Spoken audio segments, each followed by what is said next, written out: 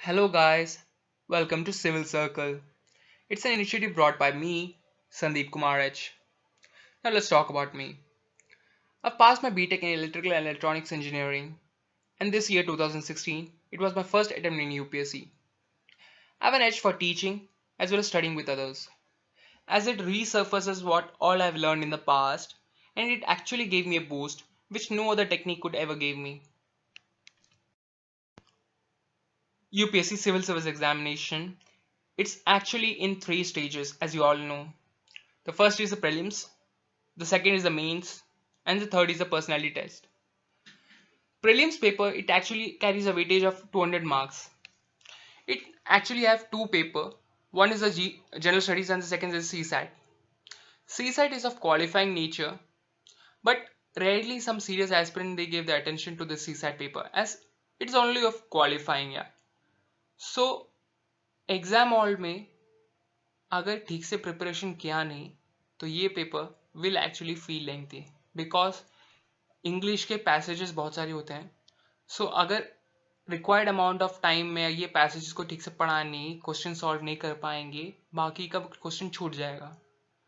So attention should be given to this paper before the exam day.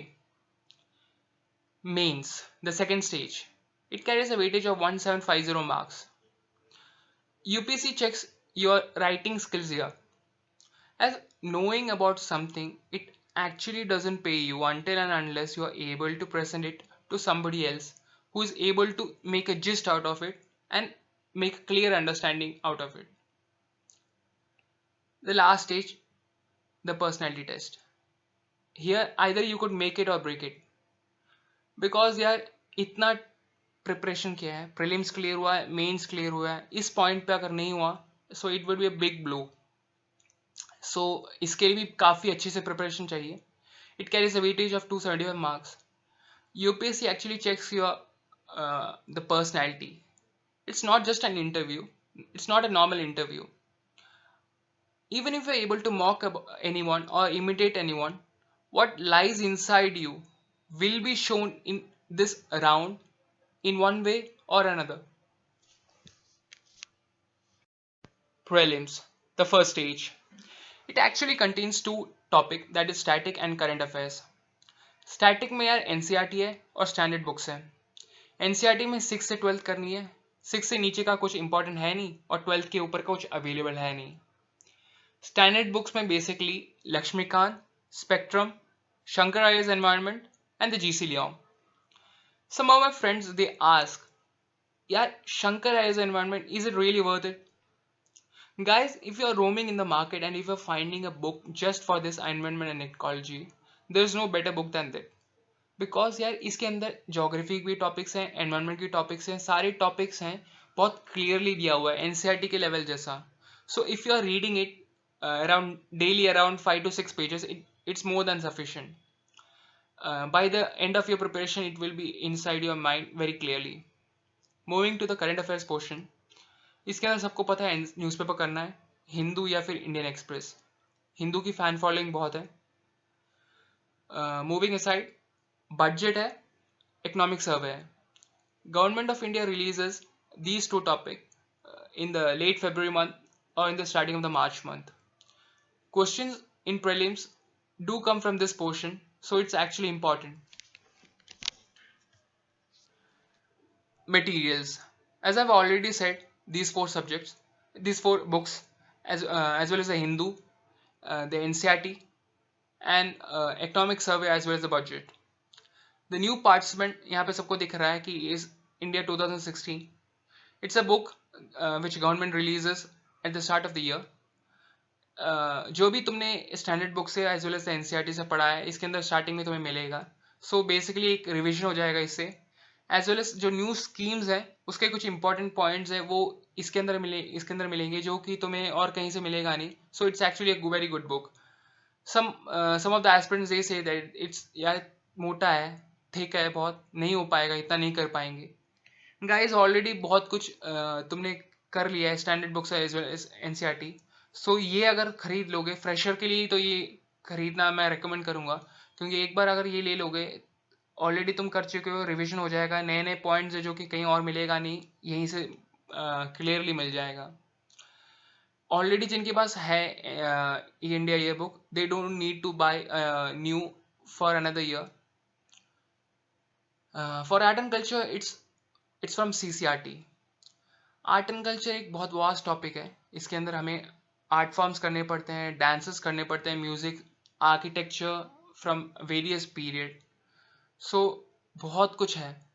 अगर slowly slowly तुम starting से करोगे, it will be there in your mind, बहुत अच्छे से base पकड़ लेगा। अगर बाद में करोगे बहुत हेक्टिक फील होगा। So that's it. The references, as you can see that I haven't mentioned any book for Indian economy।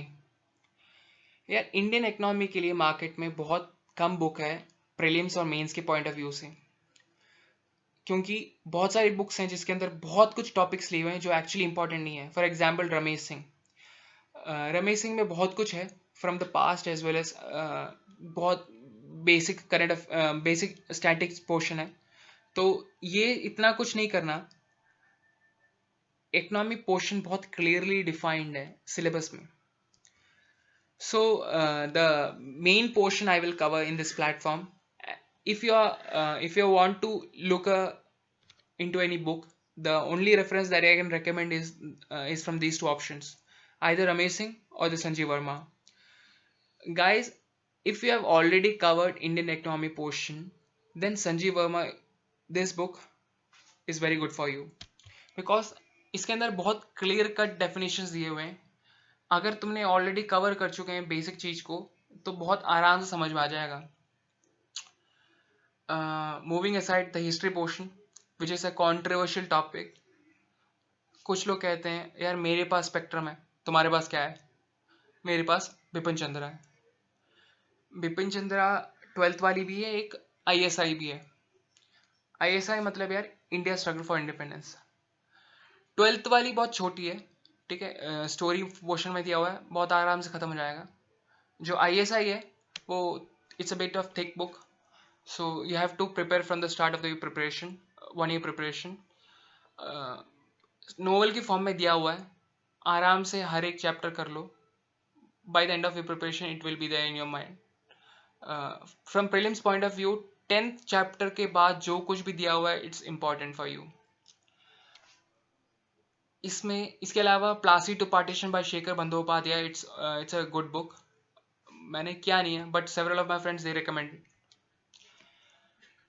Websites of ministries and bodies, online जाओ, बहुत सारी मिनिस्ट्रीज हैं, बहुत सारी बॉडीज हैं जो करंट अफेयर्स में तुम्हें रिफ्लेक्ट होकर आएगी, उनके वेबसाइट पे जाओ और do check the information of about us, या फिर कौन सी बॉडी है, स्टैट्यूटरी है या नॉन स्टैट्यूटरी है, कॉन्स्टिट्यूशनल है या नॉन कॉन्स्टिट्यूशनल है, कौन सी बॉडी किस मिनिस्ट्री के अंडर आता है, कोई नया स्कीम निकला है तो कौन से मिनिस्ट्री ने निकाला है, ये सब देखना पड़ेगा।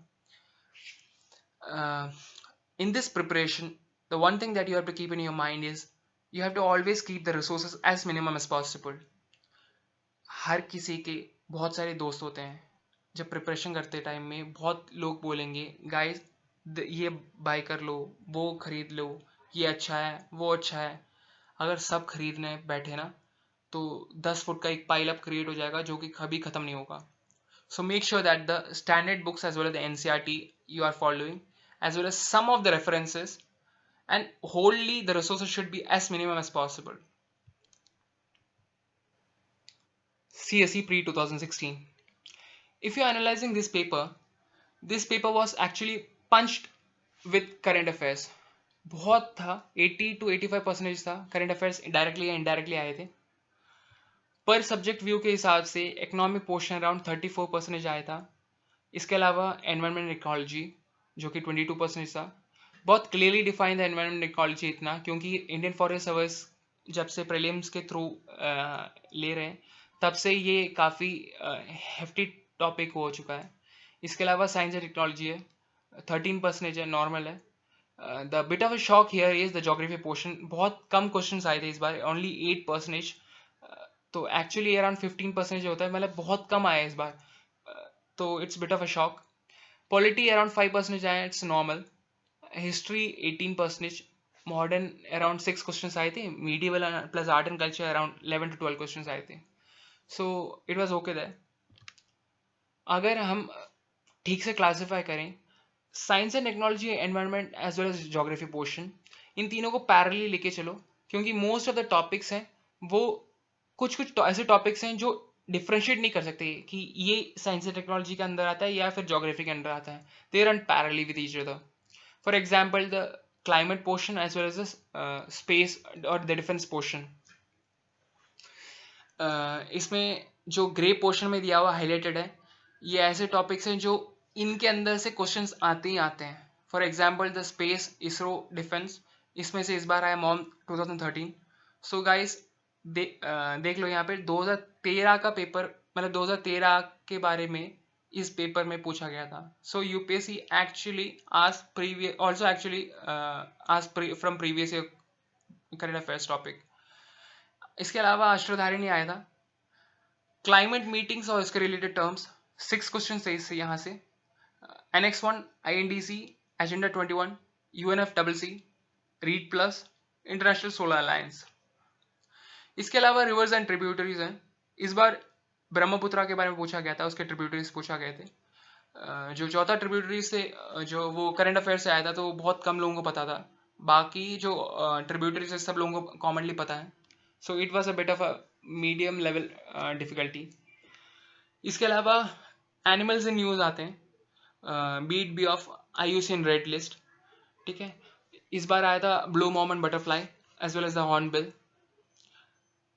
Tribes and communities are the other portion which are asked generally. इस बार मैच द फॉलोइंग करके पूछ लिया था मदेसी रोहिंग्यास के बारे में.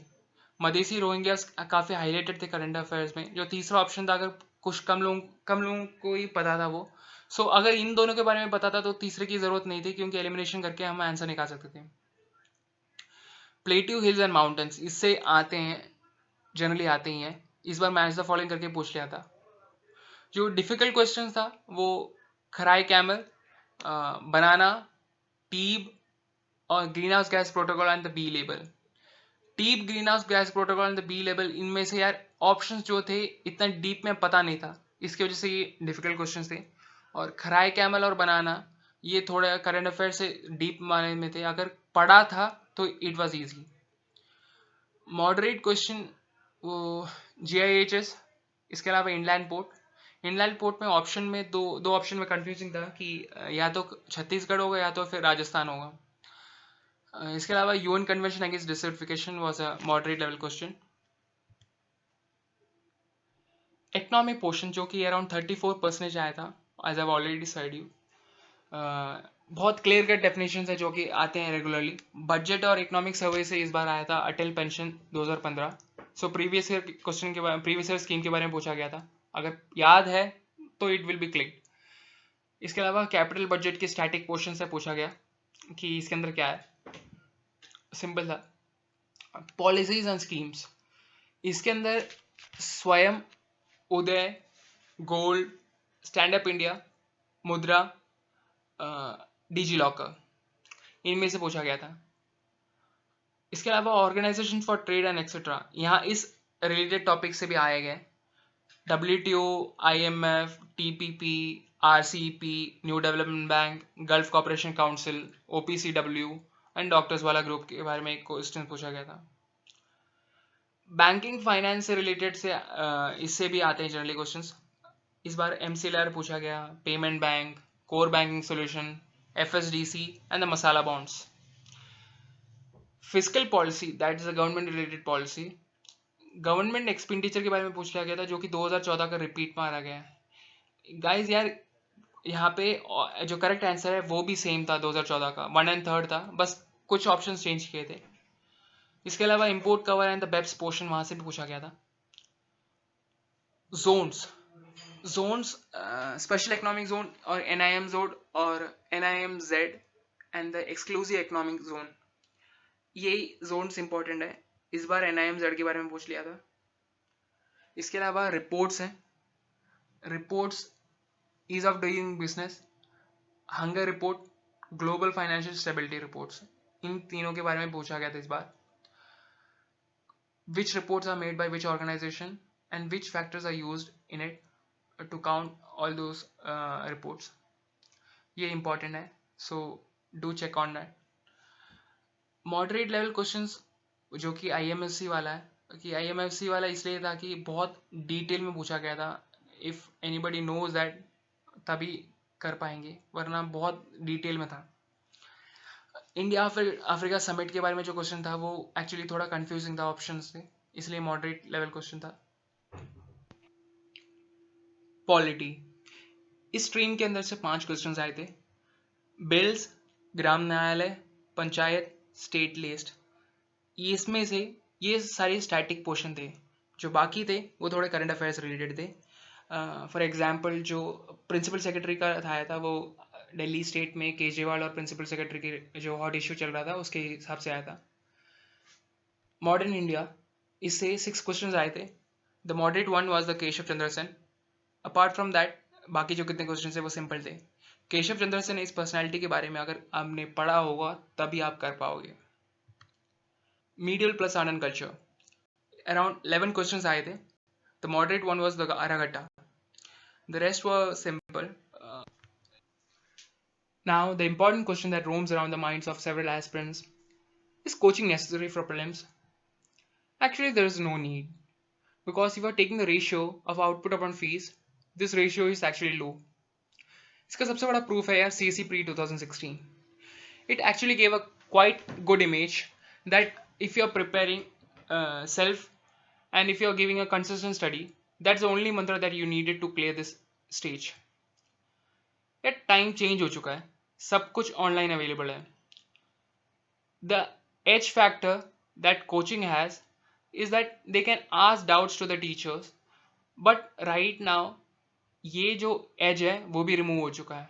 If you're posting your query online, the answer of that query will be posted within that day itself. Some of the online sites where you can actually rely on is the insightsonindia.com, civilsdaily.com and the mrunal.org. Mrunal की actually videos बहुत beneficial हैं, economy या फिर geography या फिर history हो जाए. But one thing that you have to remind in your mind is that the test series is a important thing. अगर इस टाइम में, क्योंकि शिफ्ट कर दिया गया बहुत पहले जून में इस बार 2017 का प्रीलिम्स, सो टेस्ट सीरीज साथ में चल जाना चाहिए प्रिपरेशन के लिए, because test series will give you a graph of how your preparation is going and how much extra preparation is needed to achieve the ideal level. Market में insights and civils daily जो test series हैं जो they provide करते हैं वो economically बहुत cheap है. 6000 around है, बाकी सबके हिसाब से इट्स मोर चीप. इसके अलावा विजन IAS की जो टेस्ट सीरीज है वो भी अच्छा है. Coaching, it's actually beneficial for those students who are preparing the optional which they haven't read in their graduation time. For example, यार कोई medical stream से आ रहा है, कोई engineering stream से आ रहा है, and if he or she is choosing a subject which he haven't read, for example sociology हो गया, psychology हो गया, anthropology हो गया, at that time yes, coaching is beneficial. How to study? For working people, yeah, 3 to 4 hours of consistent study is enough. And for non-working people, 6 to 8 hours of study. Not एक बार में नहीं, but cumulatively, daily. If you are studying, then study according to a plan. By plan, I am not saying that you should make a schedule, daily schedule. By this much time, you should be completed this. By this much time, you should take rest. ऐसा नहीं. बचपन से हम करते आए हैं, कभी follow होता नहीं और ना कभी फॉलो होगा. You should make a plan according to a week. ये इस वीक के अंदर इतना खत्म हो जाना चाहिए, फिर वीक के बाद मंथ हो गया, इस मंथ के अंदर इतना खत्म हो जाना चाहिए, एंड फिर एक डेडलाइन कि ये पूरा जो प्रिपरेशन है इस डेडलाइन के अंदर खत्म हो जाना चाहिए.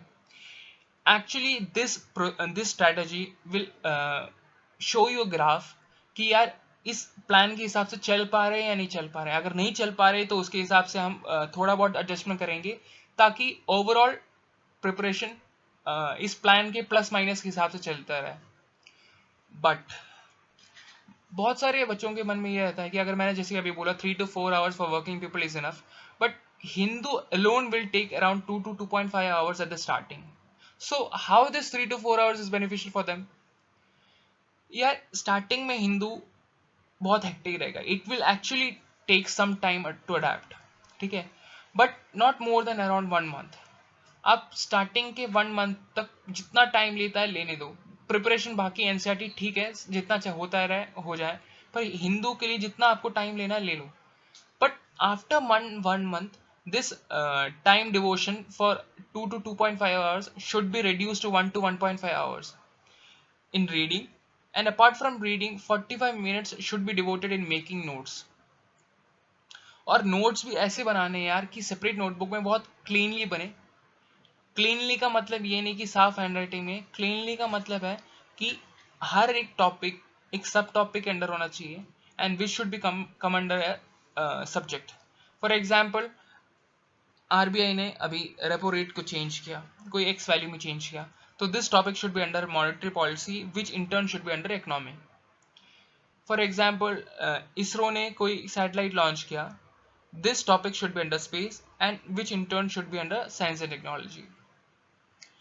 मोस्ट इंपॉर्टेंट थिंग जो दिमाग में रहना है कि ये बनाते वक्त इंडेक्स होना चाहिए at the front page. Because index क्या है यार, बचपन से हम देखते आए हैं, कोई भी बुक लेते हैं तो सबसे पहले हम लोग क्या देखते हैं, फर्स्ट पेज देखते हैं इंडेक्स. एक्चुअली इंडेक्स बहुत इंपॉर्टेंट चीज है, because index helps you in tracking where the topics are and which topics are under which subject. And at the last stage this index will actually boost your revision. एक बार पूरा खत्म कर लिया, index देख लो, हर एक topic का headline देख लेंगे, दिमाग में एकदम क्लिक हो जाएगा, हाँ यार ये इसके अंदर था, हमारा पूरा रिवीजन एकदम से खत्म हो जाएगा फिर. So totally 2 hours 15 minutes at maximum should be devoted for Hindu, and the rest time should be devoted for the NCERT as well as the standard books. Hindu, as I've already said, there's no alternative for Hindu. It's very important as it inculcates the reading habit inside you. The four topics that you have to read at least. The first is the front page. Second is the editorials and perspective, which is in 12 and 13 pages. International section, as well as the economic section, which is right next to the international section. Sorry, I haven't mentioned it. Don't be anxious or stressed यार कि बहुत hectic topic है, इतने सारे topics हैं CSE के लिए, कैसे प्रिपेयर करूंगा, I can't give this much time. All these questions will come up in your mind, but remember guys, जितना है, जितना कर सकते हो उतना करो. Do your maximum, but do with full dedication. Do justify your preparation. बड़े बुजुर्गों ने कहा है कि यार इनपुट अगर ठीक से दोगे तो results will be shown anyhow. That's very true. And make use of tech appropriately. Apps हैं, मोबाइल में इंस्टॉल करो. For example the constitution app है, कॉन्स्टिट्यूशन के बहुत सारे सोर्सेज हैं, तो कोई भी एक ऐप इंस्टॉल कर लो. इससे क्या रहेगा कि एकदम से कब दिमाग में कोई आर्टिकल आ गया, इसके अंदर क्या पॉइंट्स थे, तो चेक करने के लिए इस ऐप को यूज़ करो. फ्री टाइम में बहुत काम आ जाएगा. इसके अलावा सिविल्स डेली है. For those guys whose work schedule is very hectic, they can actually use it, because if actually time is short for reading Hindu, make sure you are reading at least this, क्योंकि इसके अंदर topics बहुत, जो भी current affairs है बहुत point form में दिया होता है. इससे क्या होगा, बहुत करक्स, सिर्फ जिस्ट होगा उसके अंदर, वही तुम्हें याद करना पड़ेगा, rest is not needed. But reading habit तभी नहीं बनेगा क्योंकि you have to actually read passage और at least any paragraphs somehow, then ही वो रीडिंग हैबिट बनता रहेगा. And use your holidays wisely for revision, क्योंकि संडे में ये याद रखना कि संडे को कोई इंपॉर्टेंट टॉपिक होता नहीं हिंदू में, so use that Sunday well for revision. Yes, there is always an edge for non-working over working group, because actually they can read on any topic more widely. They can research on it. कोई current affair का कोई topic आ गया, they can look into the past, कब बनी गई थी, इसका हेडक्वार्टर कहाँ पे है, ये कोई मिनिस्ट्री, कोई बॉडी क्रिएट हुई, कौन सी बॉडी कौन सी मिनिस्ट्री के अंडर है. So they can research on that. And they can also read Yojana, which is another important thing which inculcates a reading habit. ये मंथली निकलता है, बहुत चीप है, 20 रुपीज़ के राउंड मिलता है. And if you are buying an annual subscription ये और चीप हो जाता है, थोड़ा सा चीप हो जाएगा. They can also prepare for mains simultaneously with the prelims preparation. So yes, they have an edge. बस इसका मतलब ये नहीं है कि working group थोड़े पीछे रह गए, they are lacking behind. In this platform, I will make sure that everybody is in a common platform by providing all the materials that is required. ठीक है, सबको एक कॉमन प्लेटफॉर्म में रखने की कोशिश करूंगा यहाँ पे. What I will provide all topics of each and every subject according to prelims, especially economics, science and technology, and art and culture. Current affairs यार डेली तो होगा नहीं, सो एट द वीकेंड जो भी उस वीक में जो इंपॉर्टेंट करंट अफेयर्स हैं, it will be round up at the weekend round up. Okay, question and answers will be provided. It's very refined from the previous prelims as well as the current affairs regarding to that week, as well as the resources which I have already mentioned, which will be covering in that week. At the end of the weekend roundup, there is also a question. There are also questions for mains preparation, which you can write down at that weekend, and you can also post it. Review will be provided by me as well as from our fellow participants. Thoughts of great personalities are also provided daily in each video, so that you can actually go look into it and it will settle in your mind. यार बार बार देखोगे, दिमाग में रहेगा, तो exam hall में exam मतलब exam के time के लिए अलग से प्रिपरेशन करने की कोई ज़रूरत नहीं होगी. एग्जाम हॉल में वो दिमाग में ऑटोमेटिकली आ जाएगा. You can actually use it for mains as well as assess.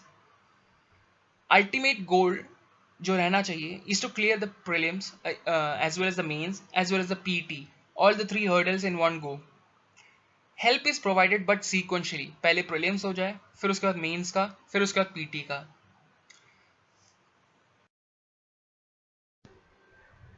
CSE pre 2017, the first stage.